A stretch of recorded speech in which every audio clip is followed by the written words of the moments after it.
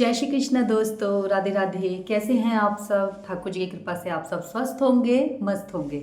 आ गई हूँ आपके समक्ष एक नया विषय लेकर। देखिए दोस्तों, जैसा कि हम सबको पता है, फागुन मास शुरू हो चुका है।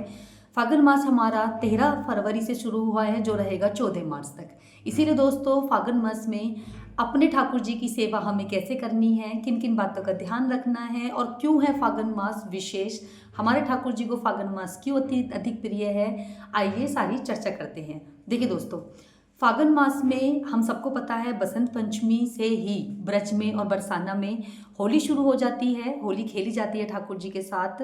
फागुन मास में ही ठाकुर जी ने सबसे पहले होली खेली थी, इसीलिए फागुन मास से ही होली शुरू हो जाती है। ब्रज में और बरसाना में 40 दिन तक होली खेली जाती है।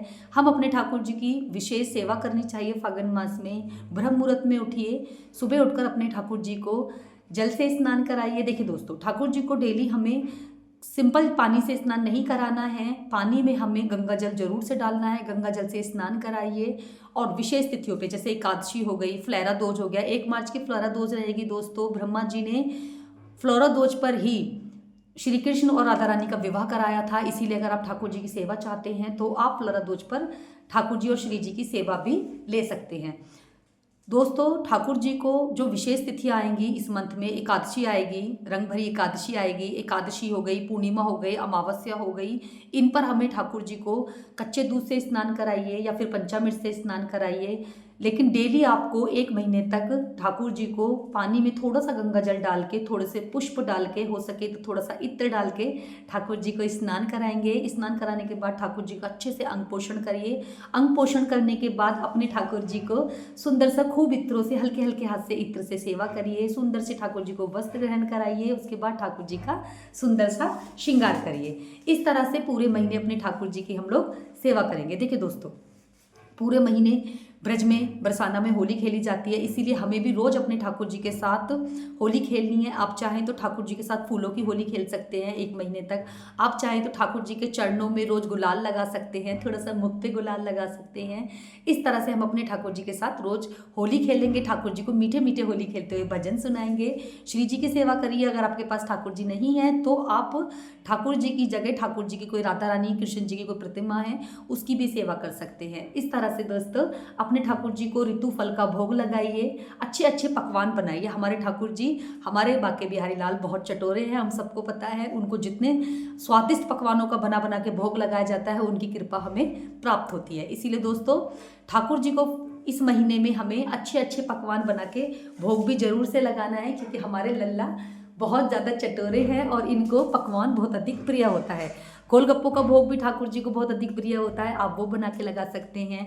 हलवे का भोग बना के लगाइए, खीर का भोग बना के लगाइए। इस तरह से पूरे महीने अपने ठाकुर जी की हम लोग सेवा करेंगे और अपने ठाकुर जी के चरणों में रहेंगे।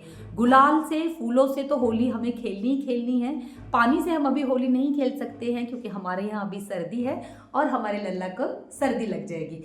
होली तक खूब अपने ठाकुर जी के साथ होली खेलिए, अच्छे अच्छे पकवानों का भोग लगाइए, रोज इत्र सेवा कीजिए ठाकुर जी की, सुंदर सुंदर वस्त्र धारण कराइए, गौ माता की सेवा करिए। गौ ठाकुर जी को गौ माता अत्यधिक प्रिय है, गौ सेवा जरूर से करिए, गौ सेवा को भी भोग लगाइए। इस तरह से पूरे फ्लेरा दोज पर हम अपने ठाकुर जी की सेवा करेंगे, पूरे महीने सेवा करेंगे। फागुन मास आप सभी को पता है महादेव को भी बहुत अधिक प्रिय होता है, क्योंकि फागुन मास में शिवरात्रि आती है।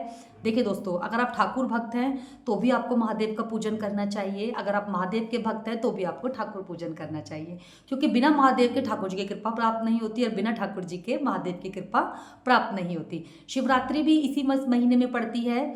24 तारीख की एकादशी रहेगी और 26 तारीख की महाशिवरात्रि रहेगी। शिवरात्रि पर भी आप अपने ठाकुर जी की खूब अच्छे से सेवा कीजिए, सुंदर सुंदर वस्त्र धारण कराइए, क्योंकि हमारे ठाकुर जी भी महादेव की बारात में जाते हैं, उनकी शादी में जाते हैं और खूब उनके साथ नृत्य करते हैं, खूब उनकी शादी को एंजॉय करते हैं। तो इसीलिए महादेव के साथ साथ हमें अपने ठाकुर जी की भी सेवा करनी है और महादेव की भी हमें पूजा अर्चना जरूर से करनी है दोस्तों, क्योंकि महादेव हमारे इतने भोले हैं कि अगर आप उनको प्रेम से 1 लोटा जल अर्पित कर देते हैं तो भी हमारे महादेव खुश हो जाते हैं। महादेव की पूजा अर्चना कीजिए खूब अच्छे से। इस महीने में अपने ठाकुर जी की सेवा कीजिए और उनकी कृपा दृष्टि प्राप्त कीजिए। आशा है आपको वीडियो पसंद आई होगी। वीडियो पसंद आए तो प्लीज़ लाइक करिएगा, शेयर करिएगा, सब्सक्राइब करिएगा। जय श्री कृष्णा, राधे राधे, हरि बोल।